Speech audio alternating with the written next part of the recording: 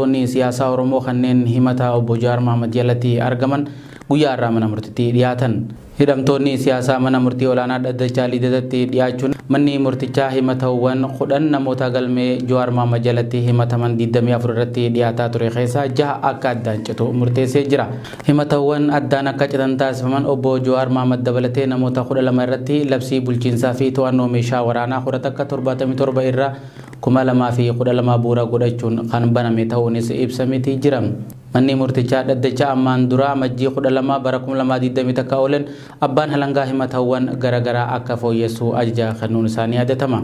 Himatawwan addaan akka citan taasifaman obbo Jawaar Mohaammed dabalatee namoota 12 irratti labsii bulchiinsaa fi to'annoo meeshaalee waraanaa 77 muraa 2012 bu'uura godhachuun kan baname ta'uunis ibsameeti jira. Manni murtichaa Dhaddachaa ammaan dura majjii 12 2020 akka oolan abbaan halangaa himatawwan garagaraa akka fooyyessuu ajaja kennee ture. Haa ta'u malee abbaan halangaa himatawwan akka fooyyessuuf ajajame fooyyessuu ibsus himatawwan lakkoofsa 5 hanga 10 jiran kan labsii bulchiinsaa fi to'annoo meeshaalee waraanaa 77,2012 bu'uura godhachuun baname fooyyessuu akka hin barbaanne mana murtiitti iyyateetii jira. Manni murtichaatis daangaan yeroo yakki itti raawwatamee jira jedhame yeroo ce'umsaa kan kaa'ame waan ta'eef dhimmichi labsii kana jalatti ilaalamuu akka hin dandeenyellee murteesse. Haaluma kanaan himatawwan labsii bulchiinsaa fi to'annoo meeshaalee waraanaa 77 muraa 2012 bu'uura godhachuun dhiyaatan hundi akka addaan citan manni murtichaa ajajee jira. Hidhamtoonni himatawwan labsii kana dabruun himataman Jawaar Mohaammed, Baqqalaa Garbaa fi eegdota obbo Jawaar Mohaammed dabalatee namoota 12 kan ilaallatu ture. Gama biraatiin jecha shanee jiru himata keessatti eerame nama dhuunfaati moo garee agarsiisa kan jiru abbaan halangaa himata keessatti akka ibsu manni murtichaa ajajaa kennee ture. Abbaan halangaa jechi shanee jiru garee kan agarsiisu akka ta'e mana murtichaaf ibsa kennuun gabaafameeti jira. Kana malees himatamaa sadaffaa obbo Hamzaa Booranaa ilaalchisee miidiyaalee garagaraatti fayyadamuun ummata kakaasee jira kan jedhu miidiyaalee isa kam akka ta'e abbaan halangaa himata keessatti akka eeru manni murtii ajajee ture. Abbaan halangaa miidiyaa OMN fi miidiyaalee hawaasummaa dhuunfaasaa fayyadamuun akka ta'e himata fooyyee irrattis himatee jira. Manni murtichaa himatawwan fooyyaan ergaa himee booda himatamtoonni yakkicha raawwachuu fi dhiisuu isaanii akkasuma balleessaa raawwachuu fi dhiisuu isaanii jecha fudhachuuf ture. Haa ta'u malee abukaattoowwan hidhamtoota jecha fudhachuudhaan duratti himatichi sirriitti fooyya'uu isaaf beellamni biraa akka kennamuuf gaafataniiti jiran. Manni murtichaas yaada abukaattoowwanii fudhachuun amajjii 19 bara 2013 akka lakkoofsa Itoophiyaa yookaan amajjii 27 2021tti beellama qabatee jira. Hidhamtoota siyaasaa keessaa Dhaddachaa irratti yaada kan kennan obbo Jawaar Mohaammed fi obbo Dajanee Xaafaa yakka akka hin hojjetinii fi itti yaadamee filannoo keessaa isaan baasuuf hojjetamaa akka jirullee dubbatan. Obbo Jawaar Mohaammed nuti yakka dalaynii akka hin qabne abbaan halangaatu ni beeka. Filannoo dhufaa jiru irratti hirmaachuun nagayaa fi tasgabbii biyyattiif gaariidha jechuun dubbachuun isaa gabaafamee jira. Dhaddachi guyyaa har'aattis akkuma Dhaddachaa torbee dabree banaa ta'uu kan himan hirmaattonni yeroodhaan bakkichatti argamuun hordofaa akka turan hirmaattota keessaa kanneen BBS dubbisee himaniitii jiran. Dhaddacha irratti kanneen hirmaatanii turan uffata keelloo uffachuun isinii wajjin jira dhaamsa jiru hidhamtootaaf dabarsaniitii jiran. Boordiin filannoo biyyaalessaa Itoophiyaa filannoo biyyaalessaa marsaa 6ffaaf gaggeeffamuuf jiru kan ji'a 4 qofti hafee gabatee yeroo filannoo baasuun isaa ni yaadatama. Addi Bilisummaa Oromoo fi KFO'n bakka hooggantoonni keenya olaanoon hanga gaditti hidhamanii jiranii fi waajjiraaleen keenya bakkoota garagaraatti cufamanii jiranitti filannoo irratti hirmaachuun nutti ulfaata jechuun ibsa baasuun isaanii ni yaadatama. Godina Harargee lixaa magaalaa Baddeessaa keessatti dargaggoonni ji'oota muraasa dura hidhamanii jiran dararaa ulfaataa keessummeessaa jiraachuu gabaasan BBS dhaqqabinee addeessa. Akka gabaasaa kanatti artistii Falmii Siraaj kan muddee 18,2020 magaalaa Adaamaa keessatti hidhamee ture gara magaalaa Baddeessaa geeffamuun waajjira poolisii magaalaa Baddeessaa keessatti dararamaa jira. Kana malees hojjettoota mootummaa kanneen akka Billisaa Yusuf, Nasiiboo Ahmadoo fi Naasir Mohaammed dabalatee qeerroowwan hedduun mana hidhaa magaalaa Baddeessaa keessatti hiraarfamaa jiraachuu gabaasan BBS dhaqqabee ni mul'isa.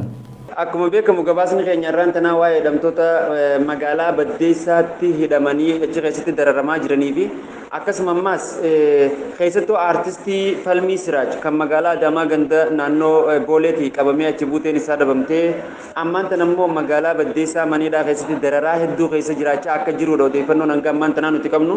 San qofaa miti warreen mootummaa kana keessatti adeemsa bilisiginnaadha yookaan PP'n fudhannu jedhe kanneen akka Billisaa Yuusuf hojjetaa mootummaa Nasiiboo Ahmadootii fi Naasir Mahammad namoota jedhaman faanis achi keessatti dararamaa akka jiranidha.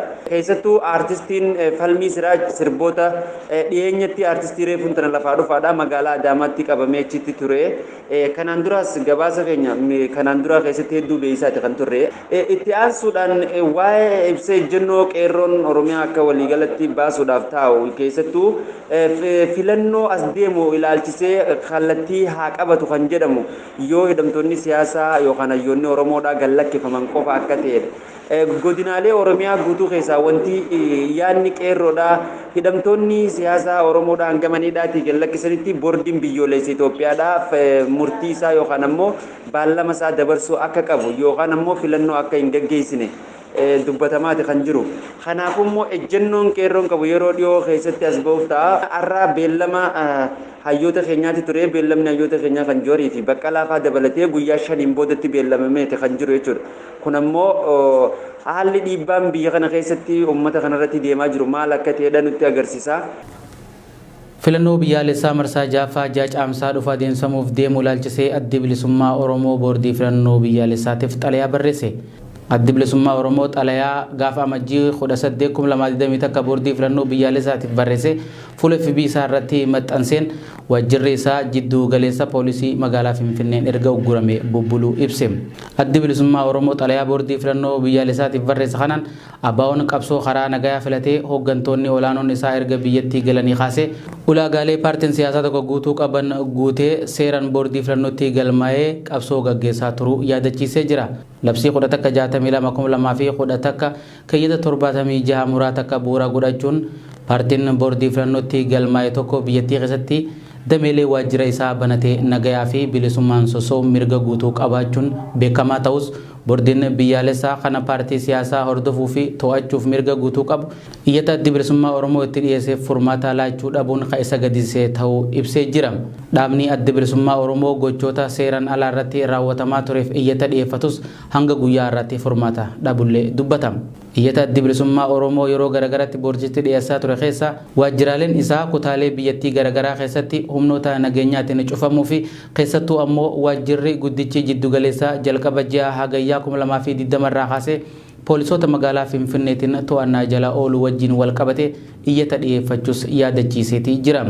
Poolisoonni kanneen erga waajjira ABO guddicha keessaa hooggantootaa fi hojjettoota baasanii booda dhaabbataan achitti ramadamanii jiraachuu isaanii hojii dhaabbatichi hojjetu irratti dhiibbaa guddaa uumee jira jaa.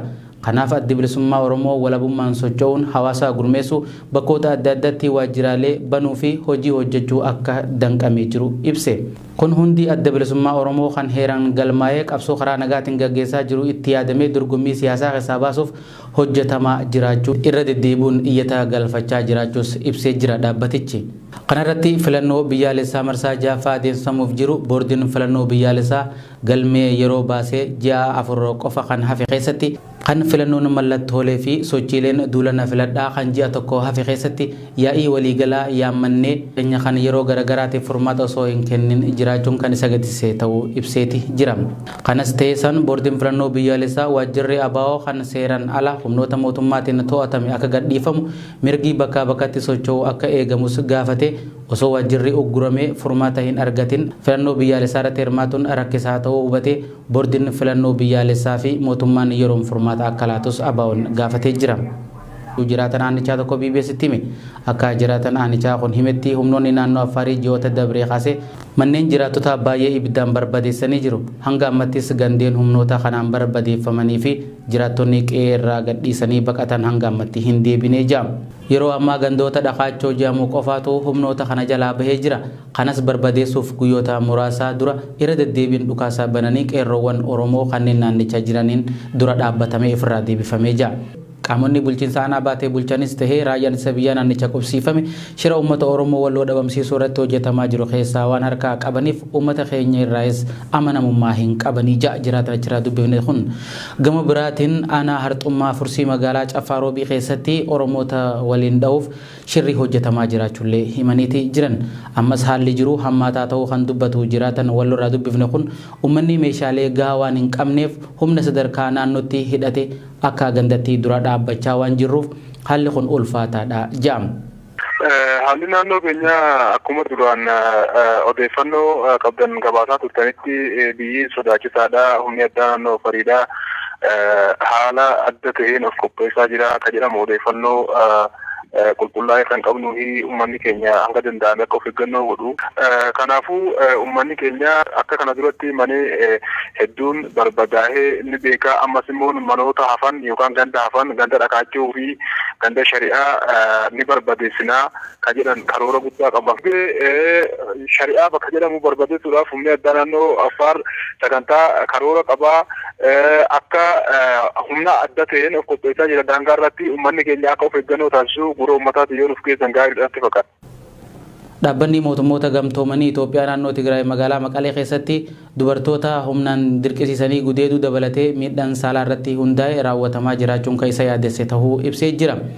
Dhaabbata mootummoota gamtoomanitti bakka buutuun sababa walitti bu'insaan miidhaan saalaa irra ga'u kan qorattu yeroo dhiyoo'aas humnoonni waraanaa dhiyeenya kana magaalattii to'ate haleellaa sodaachisaa fi ijoollee dabalatee miseensota maatii dirqisiisanii gudeeduu jiraatota irraa ragaa argachuu ibsee jira. Magaalattii keessa dubartoonni baay'een humnoota waraanaatiin gudeedamaa waan jiraniif manneen yaalaa dubartoota ulfaa kanneen dhukkuboota daddarboof saaxilamoo ta'an tajaajiluun dhiphachuu odeessaa argachuullee ibsee jira. Dabaluunis dhaabbanni mootummoota gamtoomanii humnoonni waraanaa buufataalee baqattootaa keessa dubartoota gudeedaa jiraachuus ragaa akka argate ibseetii jira. Kana malees sababa jibbansa sanyummaa naannicha keessa jiru wal qabatee miidhaan ulfaatan hawaasa irraa gahaa jiru dhaabbachuu akka qabu qaamota nageenya buusaniif waamicha dhiyeessee jira.